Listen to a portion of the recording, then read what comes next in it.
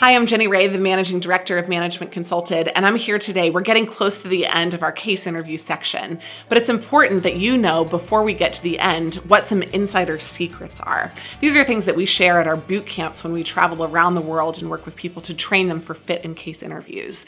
And these are some very specific things on case interviews that we think are helpful.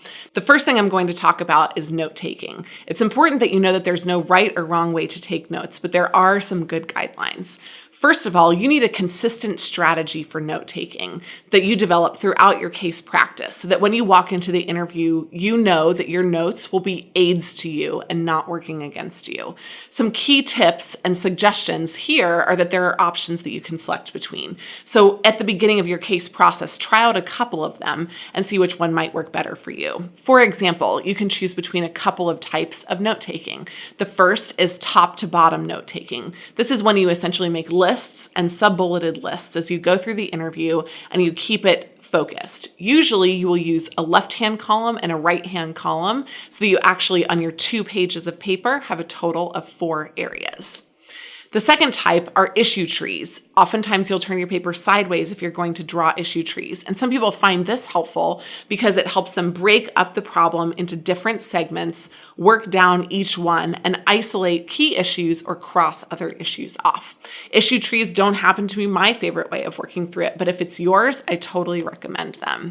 The third way to think about it are right and left columns. If you want to walk through your paper in a matrix, you can actually get 4 sections on each piece of paper. You can break them down and make sure that you keep yourself organized. You'll have 8 total sections of the case if you break up your paper into your left and right column. So the 3 types of note-taking, the most common types are top to bottom, issue trees, and left and right column. It's good for you to try each one of these out and pick your favorite. In addition, you've got some other options. You can turn your paper sideways or you can hold it up and down. Letter or landscape. Doesn't matter, no right or wrong way, but it is important for you to pick one so that you feel more comfortable when you're going into the case. And finally, as a guideline, it is important, as I mentioned before, to keep your notes to 2 total pages. The last thing that you want is to be shuffling through a ream of 8 pages at the end of the process. So make sure that those 2 pages are containing everything that you need to know. That way, if you need to reference something from an earlier section of the case, it's really easy to go back and find it. That concludes the section on note-taking. Now, let's talk about the second thing, which is deconstructing. When you're going through the case, a lot of times you start with a big problem, and good advanced case performers go through the process of deconstructing the problem and really getting to the heart of the matter. They don't just glance over key issues blindly, but they quickly and thoroughly go through each one of the sections. One way to think about deconstruction is like peeling an onion. You start with the outside of the onion, and if there's nothing of material there, then you take it away and you get to the next layer. If there is something that's material there, then you'll focus on that area until you've totally exhausted it. So your case is like an onion that you're unwrapping and making sure that you aren't neglecting something or leaving something behind as you go through the process. Finally, asking why is a really important strategy when you're deconstructing. It's not just what's happening, but it's why that issue is happening. A lot of times people are easily satisfied in the cases. I'll give them data, and then I myself will ask them a follow-up question. Well, why does that matter to the client? Or what do you think about that data?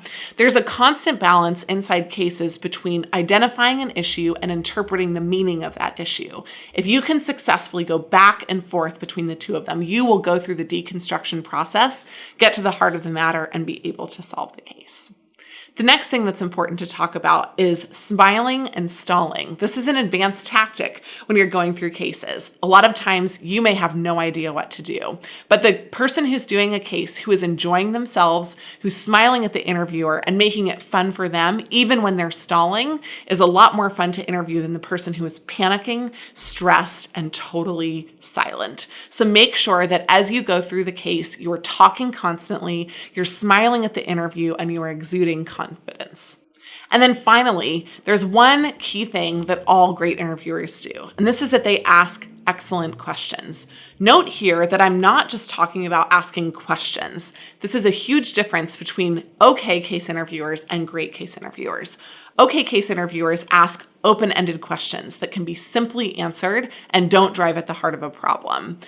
Great case interviewers ask advanced questions that have multiple meanings to them. Sometimes they include a hypothesis and an answer that they're really trying to drive at in the same question. So make sure that as you are practicing case interviews, you are driving toward advanced question asking. There is, at the end of the day, however, one question that you cannot ask in an interview because it will immediately disqualify you from moving on.